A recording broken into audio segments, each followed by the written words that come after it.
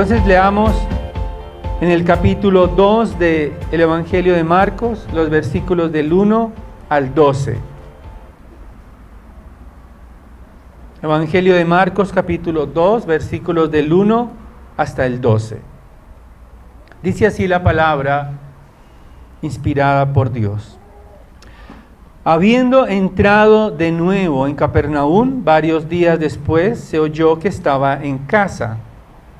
Y se reunieron muchos, tanto que ya no había lugar ni aún a la puerta. Y él les exponía la palabra. Entonces vinieron a traerle un paralítico llevado entre 4. Y como no pudieron acercarse a él, a causa de la multitud, levantaron el techo encima de donde él estaba, y cuando habían hecho una abertura, bajaron la camilla en que yacía el paralítico. Viendo Jesús la fe de ellos, dijo al paralítico: Hijo, tus pecados te son perdonados. Pero estaban allí sentados algunos de los escribas, los cuales pensaban en sus corazones: ¿por qué habla este así? Está blasfemando. ¿Quién puede perdonar pecados sino solo Dios? Y al instante Jesús, conociendo en su espíritu que pensaban de esa manera, dentro de sí mismos les dijo: ¿por qué pensáis estas cosas en vuestros corazones? ¿Qué es más fácil decir al paralítico: tus pecados te son perdonados? O decirle: levántate, toma tu camilla y anda. Pues para que sepáis que el Hijo del Hombre tiene autoridad en la tierra para perdonar pecados, dijo al paralítico: a ti te digo, levántate, toma tu camilla y vete a tu casa. Y él se levantó y, tomando al instante la camilla, salió a la vista de todos, de manera que todos estaban asombrados y glorificaban a Dios, diciendo: jamás hemos visto cosa semejante. Padre, te damos gracias por tu palabra, que es viva, que es poderosa, y que nos recuerdas la provisión de perdón perfecto y completo que tenemos. Ayúdanos a entender que en esta mañana que el mayor problema que tenemos no son las cosas externas, sino el pecado en nosotros, y que tu Hijo vino a solucionarlo. Te pedimos en su nombre, Cristo Jesús, nuestro Redentor. Amén. No sé si generalmente cuando vamos a urgencias ante una dificultad, generalmente cuando estábamos más jóvenes aún, que llevábamos a nuestras hijas a urgencias, siempre uno quiere que atiendan primero. A veces hay mucha gente en las salas de urgencia y siempre uno va con eso en la mente. Tienen que atenderme primero porque mi problema, mi dificultad es prioritaria. Entonces, hay una oficina, generalmente hay un médico allí, donde hace un filtro, y es lo que se denomina técnicamente un triaje. Los médicos tienen que hacer un triaje, y ese triaje es un proceso para clasificar a los pacientes. Entonces, ellos miran la gravedad del paciente, miran su condición y entonces establecen el orden correcto.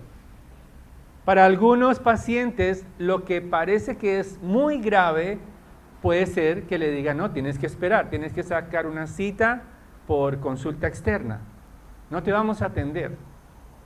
Pero puede ser que lo que parece leve, sí sea grave, y tengan que inmediatamente entrar a cirugía a la persona. Y la persona no sabe, cree que de pronto le van a dar una pastilla, pero esto es precisamente lo que sucede con el pecado. A veces pensamos, y es lo que vamos a ver en el texto, precisamente cómo el Señor Jesucristo le da prioridad al pecado antes de sanar a este hombre, como vamos a ver, Él tiene una prioridad mayor. El Señor Jesucristo, Él quiere solucionar un problema mayor. El problema mayor quiere ocuparse primero de Él. Y ese es mi mensaje en esta mañana. Jesús vino a solucionar primeramente el problema mayor, que es el problema del pecado. Jesucristo vino a solucionar nuestro mayor problema, que es el pecado. Y veremos allí en esos 12 versículos, en la primera parte de los versículos 1 al 7, precisamente que el problema mayor es el pecado. Y en los versículos 8 al 12 veremos que nuestra única solución es el perdón. Necesitamos el perdón urgentemente. Entonces vemos allí en el texto cómo el Señor, recordemos que el leproso que ha sido sanado, Él ha publicado a todo el mundo que Cristo lo sanó. Han pasado algún tiempo, Él tuvo que estar solitario porque la gente lo buscaba, lo estaba tratando de encontrar una solución inmediata para sus problemas, sus dolencias. Pero Él dice que se oyó que estaba en la casa. Parece que todo el mundo estaba pendiente a qué horas llegaba a la casa. Creemos que es la casa de Pedro, donde se había ubicado esta casa como el centro de operaciones de todo lo que el Señor estaba haciendo en Capernaum. Era la casa de Pedro a orillas del mar de Galilea, y se reunieron muchos en esa casa. Llegaron allí, sabían que Jesucristo había llegado, que el Señor Jesús había llegado, que había llegado el sanador, aquel que estaba resolviendo todos los problemas y enfermedades, y se amontonaron a la puerta de esta casa. Y allí, ¿qué hacía el Señor Jesucristo? Les exponía la palabra, dice el versículo 2, Él les exponía la palabra. Creo que para nosotros es claro que la prioridad del Señor Jesucristo era el Evangelio. Él dice, yo he venido a este mundo no a sanar dolencias transitorias, sino a liberar. Yo soy el Mesías, yo soy el siervo sufriente. Yo he venido a proclamar un mensaje de arrepentimiento. Él vino a invitarnos y su mensaje no ha cambiado. Es el mismo mensaje de Juan el Bautista, el mismo mensaje de los profetas, el mismo mensaje de Cristo estaba siendo proclamado: arrepentíos y creed en el Evangelio. Que los corazones duros sean transformados en corazones humildes para que puedan rendirse ante la autoridad del Rey. Todos son invitados al reino de Dios. Y como el Rey ya está entre ellos, entonces el reino de Dios ya está entre ellos. Ese era el mensaje que él estaba exponiendo. Sin embargo, Marcos describe detalladamente, o no tan en detalle, pero fijémonos muy bien en el texto, donde él quiere mostrar a un hombre, quiere mostrar la situación de este hombre. Él dice que estaba allí en el versículo 3 y vinieron a traerle un paralítico llevado entre 4 personas. Es decir, Marcos está empeñado en mostrarnos la incapacidad de este hombre. Algunos dicen, estudiosos, que probablemente por la misma condición en que él estaba, que se describe en el texto, era un hombre cuadraplégico. Otros dicen que de pronto estaba lisiado de los pies. Pero el hecho de llevarlo con camilla entre 4, entonces parece que da ese énfasis en que él estaba totalmente lisiado. O sea, él no tenía ninguna capacidad ni siquiera de arrastrarse por sus propios medios. Entonces estos hombres llegan a esta casa, está ese obstáculo para llegar. Ellos querían llevar a este hombre ante Jesucristo, ponerlo a su mirada para que él se percatara de la condición de este hombre. y aparecen el obstáculo. Sin embargo, estos eran unos buenos amigos. Sería bueno tener amigos así. No encontraron el obstáculo, pero persistieron. Dice el versículo 4 que como no pudieron acercarse a él, a Jesús, por la multitud, levantaron el techo encima de donde él estaba y cuando habían hecho una abertura, bajaron la camilla en que yacía el paralítico. Imaginemos por un momento la escena. Las casas del primer siglo, como la de Pedro quizás, eran casas que tenían el techo como una terraza, tenían vigas atravesadas, pero eran cubiertas como con barro y con sedimentos, con ramas. Le ponían una capa para que se sostuviera y otra capa de lodo encima que se secaba y ya impermeabilizaba el techo. Entonces imagínense, ellos están ahí, había una escalera externa que les daba acceso al techo y empezaron a cavar. Era realmente sencillo abrir eso porque era barro seco. Empezar a abrir y no sabemos si el Señor Jesucristo se detuvo en su enseñanza para mirar lo que caía. O sea, no sabemos si todo el mundo quedó, ¿qué está pasando? Todos sorprendidos ante la multitud, al ver entonces que se va abriendo como una abertura y cuando menos piensan, ven bajar a este hombre lisiado por unas cuerdas, 4 cuerdas sosteniendo a este hombre, hasta que lo bajan y lo ponen al frente del Señor Jesús. Es algo increíble. El amor de estos hombres, o sea, ellos estaban determinados, con una convicción, de aquí no nos vamos, si no se le soluciona el problema a nuestro amigo. Ellos estaban totalmente determinados a ayudarlo. Al escuchar que Jesús sanaba, ellos querían ayudar a este hombre y presentarlo ante Jesús.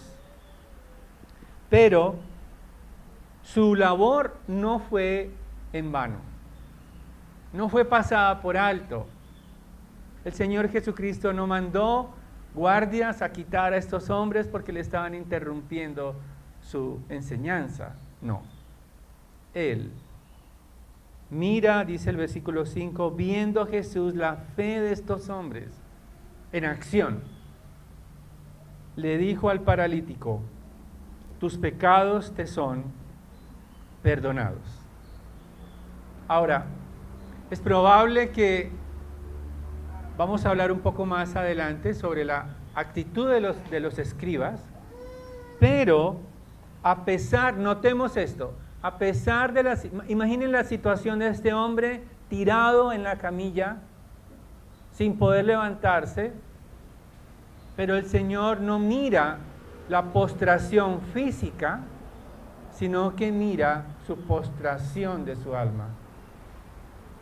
Es probable que las enseñanzas de los fariseos, de los sacerdotes en esa época, era que todo aquel que se enfermaba de esa manera era porque tenía pecados profundos.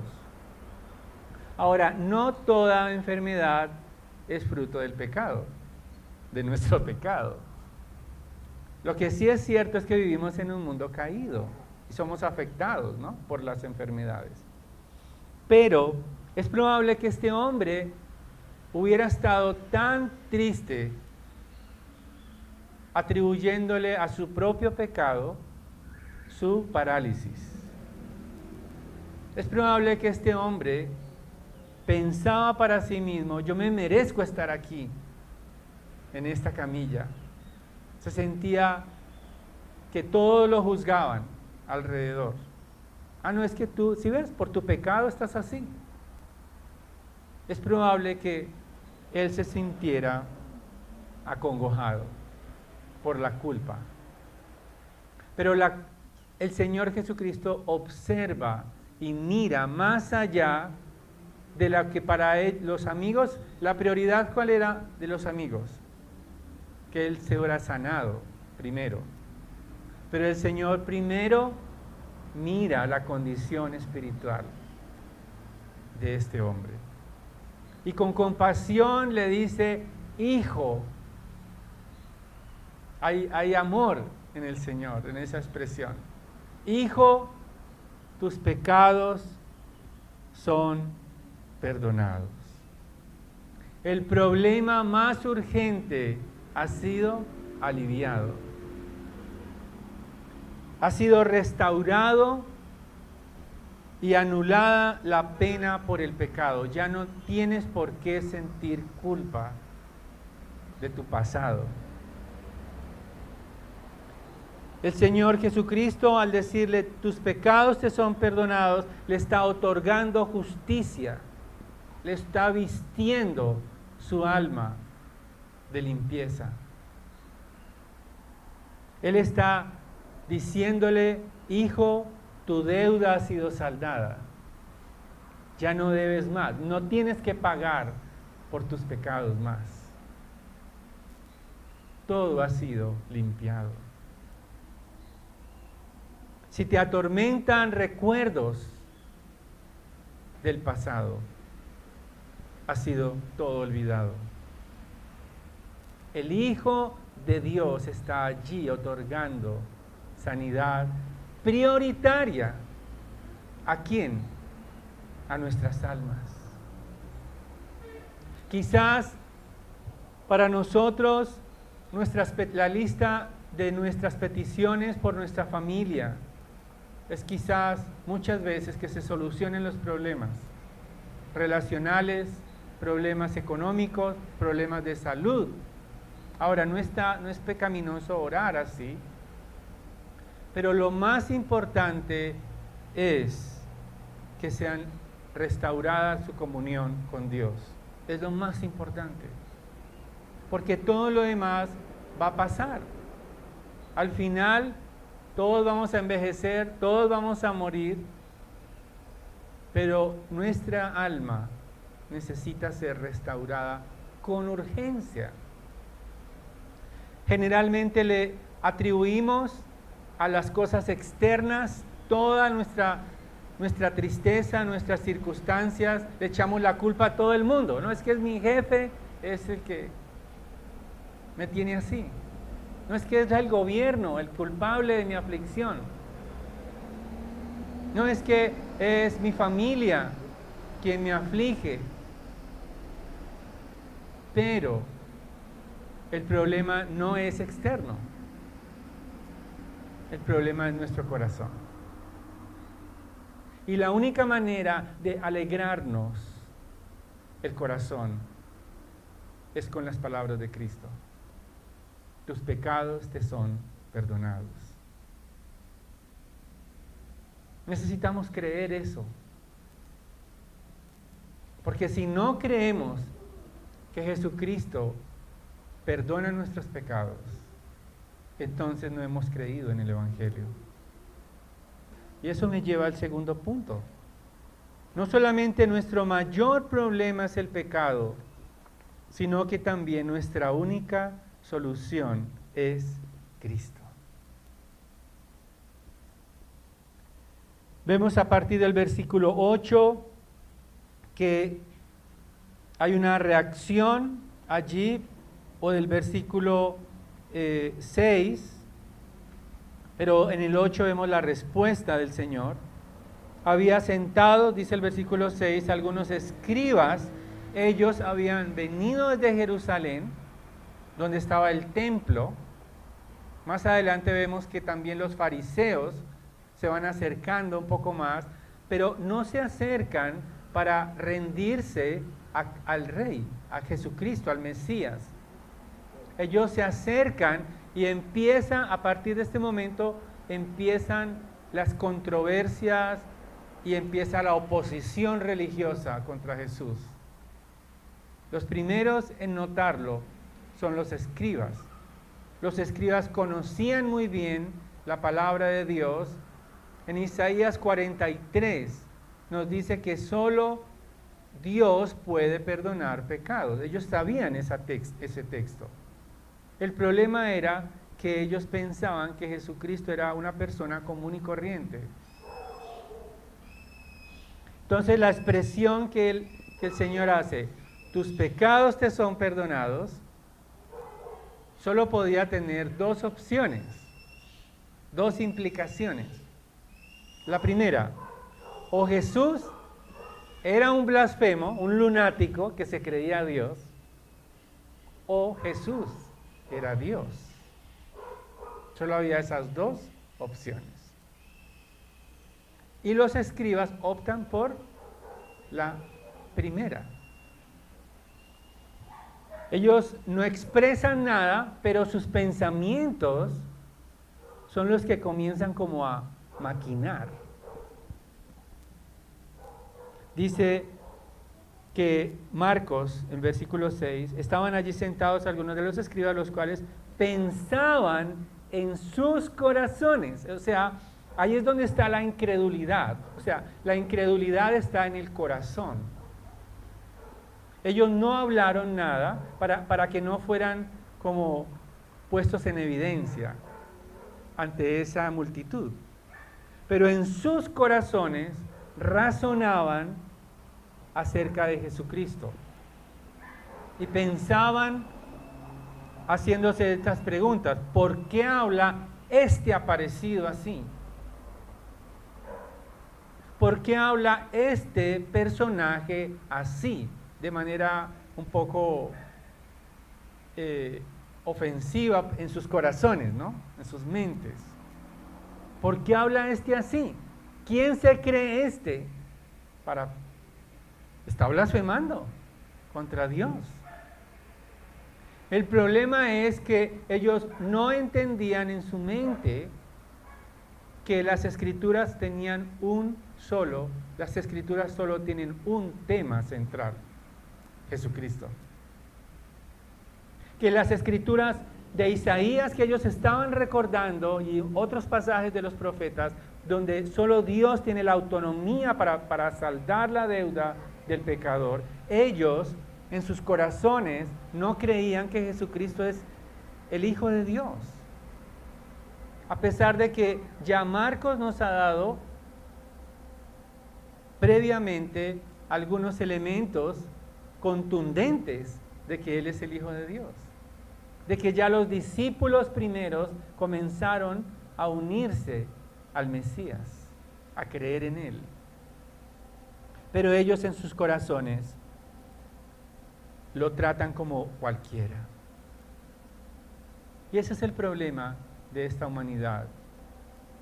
Y el problema que tenemos a veces nosotros, pensando que Jesucristo es cualquier persona como nosotros.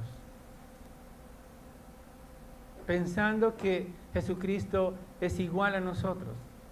Hay un programa en la televisión por cable, no sé si alguna vez lo han hecho, se llama Jefe Encubierto. ¿Lo han visto alguna vez? Jefe Encubierto. Entonces, la gente está trabajando y el jefe se pone un disfraz y se mete en su propia empresa para ver la gente cómo trabaja y pues para solucionar problemas, quizás en su empresa, mejorar. Pero hay gente que lo insulta. Hay gente que lo trata, como sabe que lo han contratado y tiene el uniforme de ellos, tratan a esta persona y se quejan del jefe, o sea, de él. Es muy interesante, porque cuando al final todo el mundo quiere ver qué va a pasar al final del programa, ¿no? Porque él revela su identidad y les dice: ¿te acuerdas de fulano, el que insultaste? Bueno, pues yo soy el dueño de la empresa, era yo.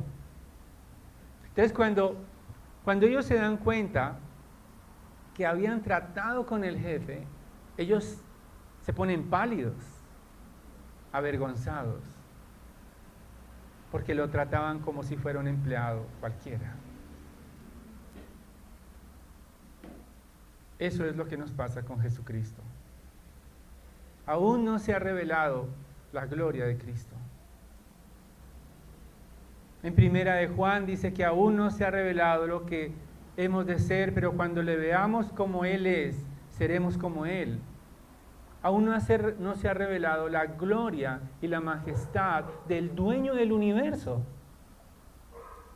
Si estos empleados se sienten así ante el jefe cuando Él se revela, imagínense cuando los pecadores, cuando estos escribas que trataron a Jesús como cualquiera, sean condenados para siempre.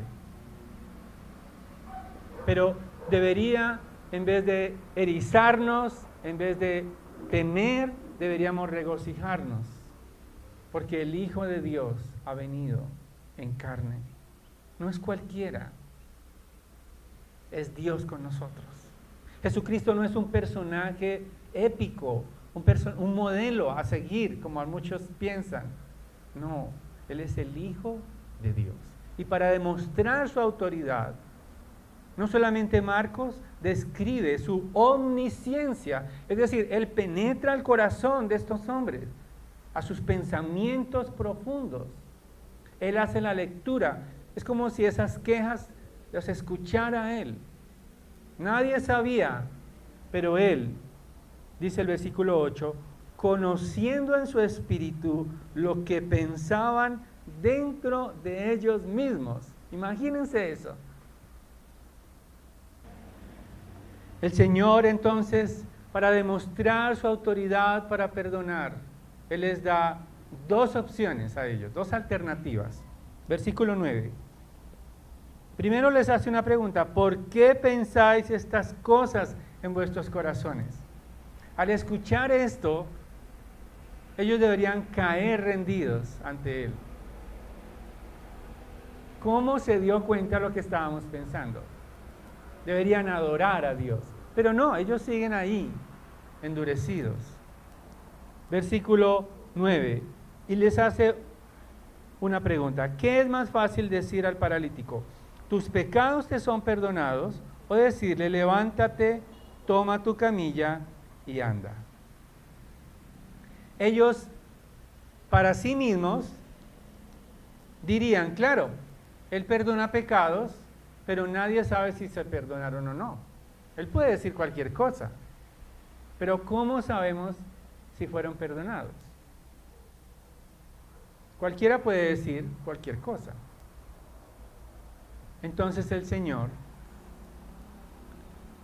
en el versículo 10 dice, pues para que sepáis, es decir, claro, puede ser que el perdón de los pecados no sea tan evidente, pero para que ustedes vean la evidencia del perdón, dice el versículo 10, para que sepáis que el Hijo del Hombre tiene autoridad en la tierra para perdonar pecados, a ti te digo, levántate, toma tu camilla y vete a tu casa. Y es la primera vez que Marcos menciona el Hijo del Hombre. 14 veces se menciona en este evangelio, más adelante. Ahora, el Hijo del Hombre, el Señor no está diciendo que, es decir, Él no está hablando de su humanidad, porque a veces pensamos, claro, Hijo de Hombre es un hombre cualquiera. No. Él está refiriéndose a Daniel capítulo 7. Él está mostrando su autoridad. Él está diciendo, para que ustedes recuerden quién soy yo, que tengo autoridad para perdonar pecados, recuerden que soy el Hijo del Hombre. Y para que ustedes vean que eso es evidente, dijo al paralítico, levántate, toma tu camilla y vete a tu casa. ¿Y qué pasó en el versículo 12? Dice, él, el hombre aquel, se levantó y tomando al instante la camilla, salió a la vista de todos. Es importante que miremos estas palabras, que 2 veces se repite la palabra todos, ¿sí? Dice, salió a la vista de todos, dice Marcos, de manera que todos estaban asombrados, glorificaban a Dios, diciendo, jamás hemos visto cosa semejante. En otras palabras, la restauración física de este hombre demuestra la restauración espiritual que había sucedido hace un momento, cuando fue perdonado.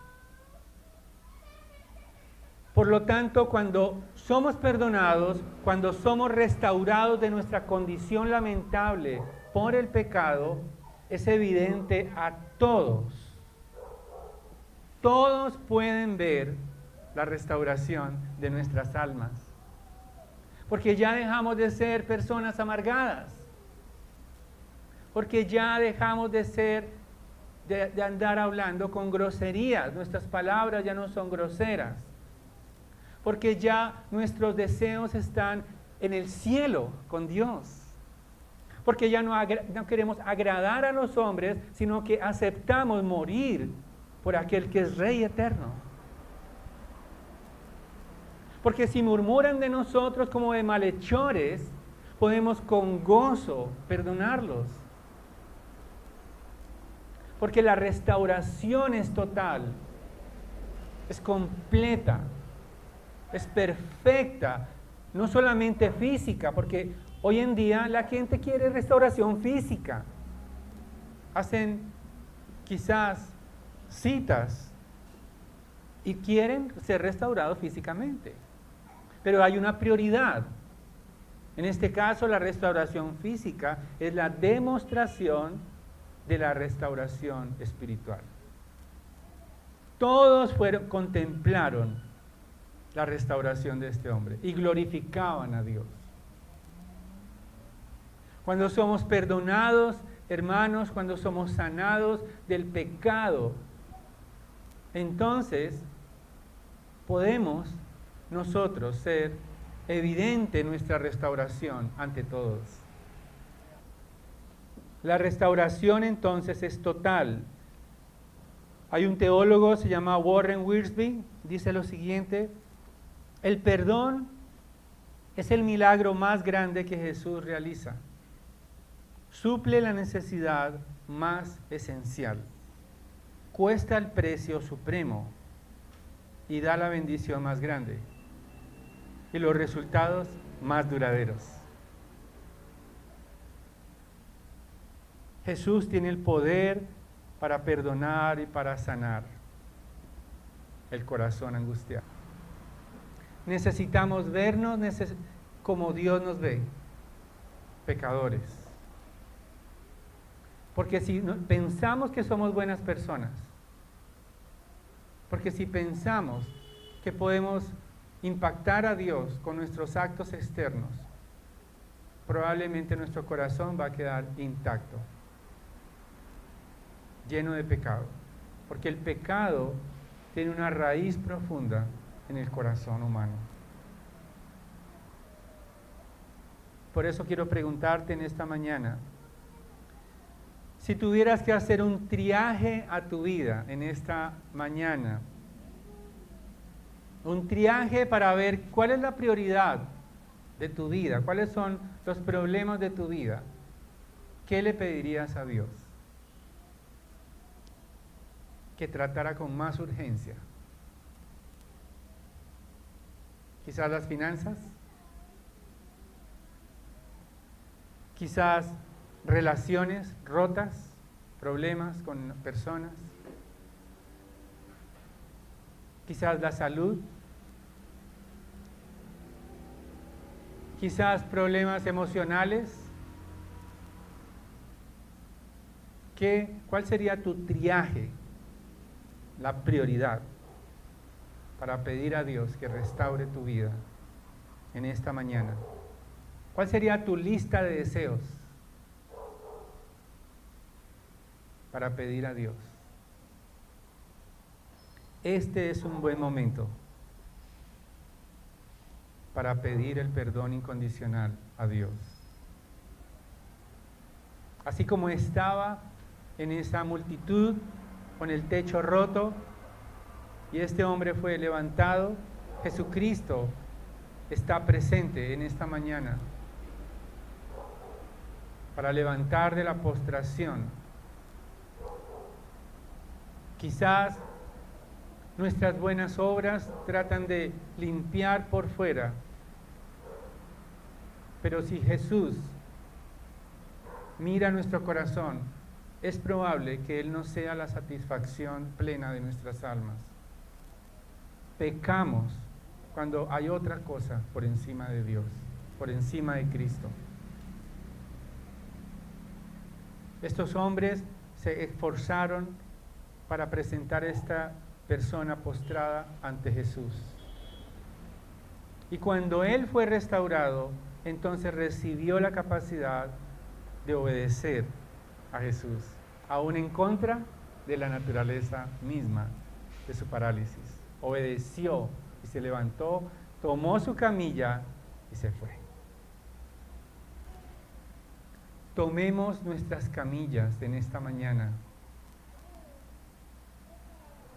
La postración de no anhelar a Jesucristo como el Hijo perfecto de Dios.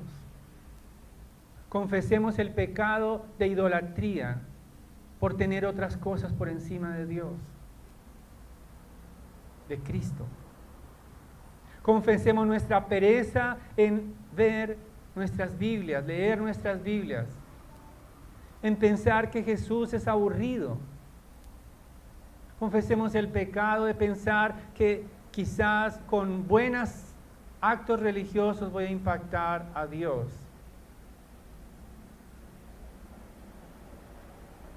Y recibamos el perdón pleno de Cristo. Si es así, si eres perdonado, quedarás rehabilitado completamente y libre para recoger tu camilla y adorarle para siempre, con gozo en el corazón. Oremos. Padre, te damos gracias porque reconocemos que muchas veces tú no eres el centro de nuestros corazones y queremos limpiarnos a nosotros mismos. Ayúdanos a recordar que un alto precio se pagó para que fuéramos limpiados, la sangre de Cristo. Gracias porque si fuimos perdonados y si somos perdonados, si confesamos nuestros pecados, eres fiel y justo, porque en el madero de la cruz se vertió la sangre del Cordero, que ahora nos da libertad y nos ayuda en nuestra parálisis espiritual para ser restaurados completamente para tu gloria, anhelar tu verdad por encima de todas las cosas y honrarte, obedecerte, amarte, crecer en la devoción por ti, sobre todo, solamente porque tú nos perdonaste. Te pido, Señor, que también si hay entre nosotros y en nuestros corazones pecado oculto, pueda ser confesado para que tú nos alivies y nos des completa restauración para no ser lisiados espirituales, sino completamente sanos para adorarte. Te lo pedimos en el nombre glorioso de nuestro Rey eterno, Cristo Jesús. Amén.